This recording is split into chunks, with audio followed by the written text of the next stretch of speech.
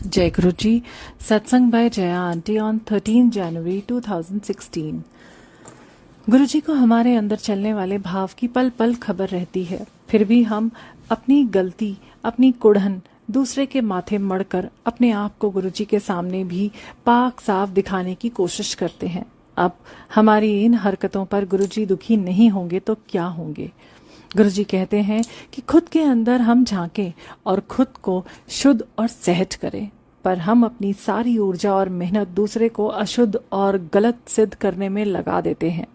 हम एक बार भी नहीं सोचना चाहते कि इससे होगा क्या। यदि हमने सामने वाले को महापापी भी बता दिया या वो हो भी, तो इससे हमारा कौन सा काम बन जाएगा। उल्टा जो नेगेटिविटी सामने वाला कैरी कर रहा है, उसके बारे में सोचने मात्र से उस नेगेटिविटी का कुछ अंश तो हम पर आ ही जाता है। कितनी बार हमने देखा है कि दो मियाँ बीवी ठीक ठाक संबंध में हैं और अचानक किसी और ही कपल की स्टोरी पर वाद विवाद करते करते आपस में ही झगड़ने लगते हैं।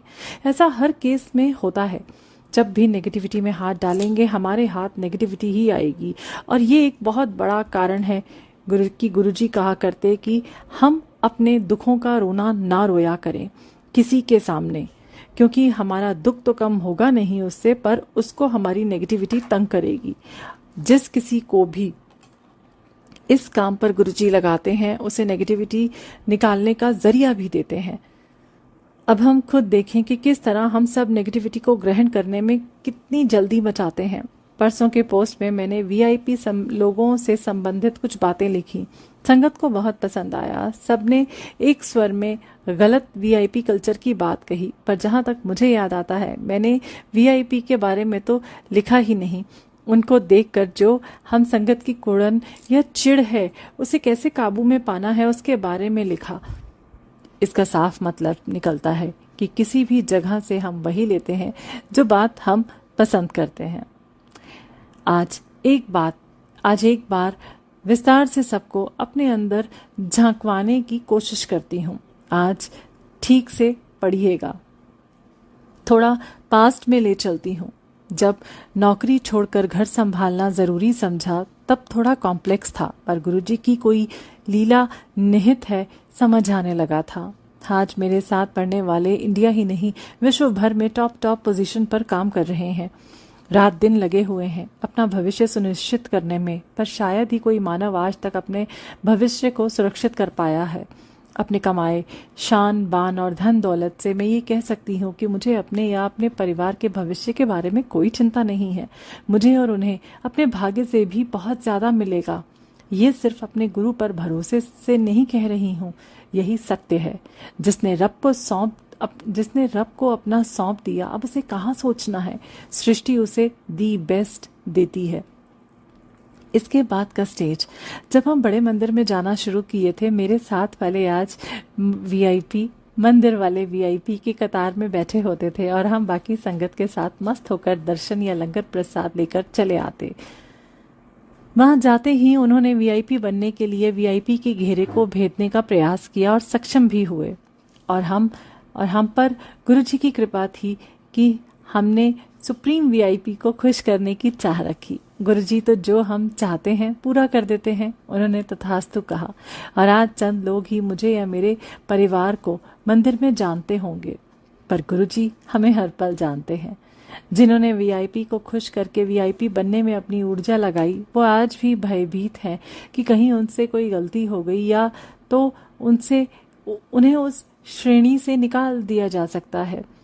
इस कारण कई बार वो ये जानते हुए भी कि जो आचरण हो रहा है वो गुरुजी की मर्जी या हुक्म के खिलाफ है, वो अपना मुंह बंद रखते हैं। महाशिव की चाट के नीचे बैठकर भी वो भय में जीवन काट रहे हैं। सभी संगत जरा गौर करें कि ऐसा क्या है जो मंदिर का वीआईपी बनकर हमें मिलेगा और हमें गुरुजी ने नहीं दिया है। शुरुआत में मुझे भी कभी कभी चिढ़ मचती थी जब किसी वीआईपी की कार सामने से निकल जाती थी मंदिर के लिए और हमें पैदल चलकर जाना पड़ता था। ऐसा खासकर तब होता था जब हम थके हुए होते थे और ऊर्जा की कमी महसूस हो रही है। गुरुजी को हमारी फिक्र है। उन्होंने मैसेज दिया कि जब हम मंदिर के दर्शन के लिए लाइन में खड़े रहते हैं तो वो पूरा वक्त हम देवी देवताओं के साथ होते हैं, जो हो सकता है कि वेश बदल कर उस वक्त भी हमारे साथ लाइन में ही हों। हम उनके ऑरा से भी ब्लेस होते हैं। महाशिव गुरुजी हैं और सभी लोगों से जीव आते ही हैं उनके दर्शन को। वो हम इंसानों की तरह लाइन तोड़कर आगे बढ़कर अपनी ब्लेसिंग्स कम नहीं करना चाहते। वो ज़्यादा से ज़्यादा समय गुरुजी के आसपास या मंदिर के आसपास बिताना चाहते हैं। अब जो वीआईपी ट्रीटमेंट का हकदार अपने को समझ रहा है, वो तो मंदिर में आया, जाकर सीधा माथा टेका और लंगर हॉल में पहुंच गया।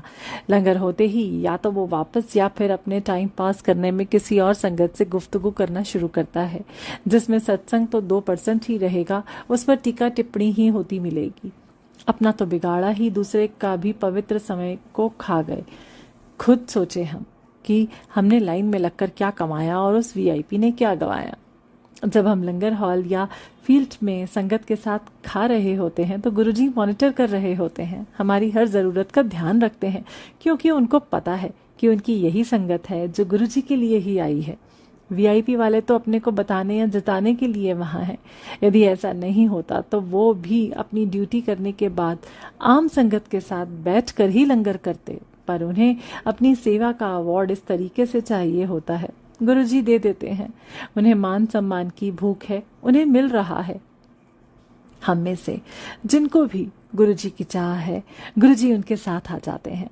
गुरुजी ने कई बार बताया कि वो किसी भी संगत के रूप में या किसी भी वेश में आते हैं हमारे पास। ये जो सिल्की वेश है, जिसे हम देखकर कह रहे हैं कि गुरुजी राजा महाराजा लगते हैं, ये उन्होंने हमारे कारण ही धारण किया है, क्योंकि अमीर संगत तो उन्हें फकीर वेश में समझ ही नहीं पाएगी। पर आम लोगों के लिए गुरुजी आम वेश में ही होते हैं। अभी हाल ही में एक सत्संग में गुरुजी ने चाय पिलाने वाले सर्वेंट के रूप में भी सभी संगत को चाय पिलाई। एक बार जब मैं सत्संग से आ रही थी अकेले, तो मुझे बहुत तगड़ा इंट्यूशन हो रहा था कि टैक्सी ड्राइवर की जगह गुरुजी ही हैं, पूरे रास्ते सत्संग या शुद्ध बातें करके मुझे क्योर करते आए। अब संगत सवाल करेगी कि गुरुजी और ऐसे छोटे मोटे काम वाले के रूप में हम जान लें कि गुरुजी सृष्टि के मालिक हैं। उनके एक इशारे पर सारी प्रकृति लग जाती है। पर गुरुजी हम संगत से इतना प्यार करते हैं कि वो हमारे लिए किसी भी वेश में आ सकते हैं। हम पैसे वालों को पैसे वाला ना कहकर बड़े लोग भी कहते हैं। पता नहीं, ये शायद हमारा कॉम्प्लेक्स ही है कि हम गुरुजी के सारे जलवे देखने के बाद भी पैसे से किसी को बड़ा या छोटा कहते हैं। एक बार हम संगत से पूछा जा सकता है कि मंदिर या डुगरी या किसी और सत्संग में जब वीआईपी कल्चर होता है तो क्या आम संगत को इससे कोई तकलीफ होती है? मुझे तो आज तक कोई फर्क नहीं पड़ा।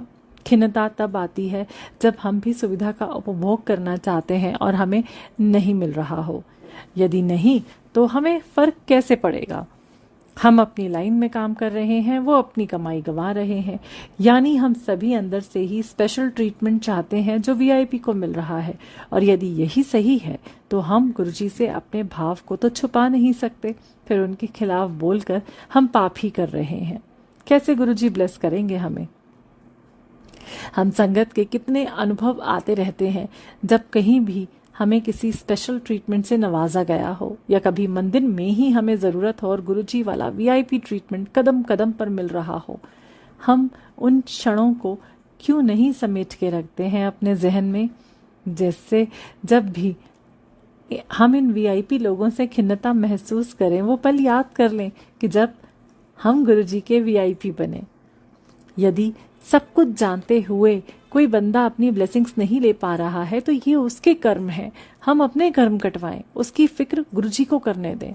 जिस दिन हम अपने को शांत कर लेंगे या ये समझ जाएंगे कि हम उनसे नहीं, अपने वीआईपी ना होने से परेशान हैं, हम जरूर सही दिशा पकड़ेंगे। दूसरे को गलत कहकर हम सही तो नहीं हो सकते, हमें सही होना पड़ेगा। अपनी ब्लेसिंग्स इकट्ठी करने के लिए अपने अंदर झांकें और खुद को समझें, फिर उसे दिशा दें। ऐसी दिशा जहां हम गुरुजी की मेहर के लायक हो जाएं। गुरुजी की मेहर बरस रही है, समेट लें हम। जय गुरुजी।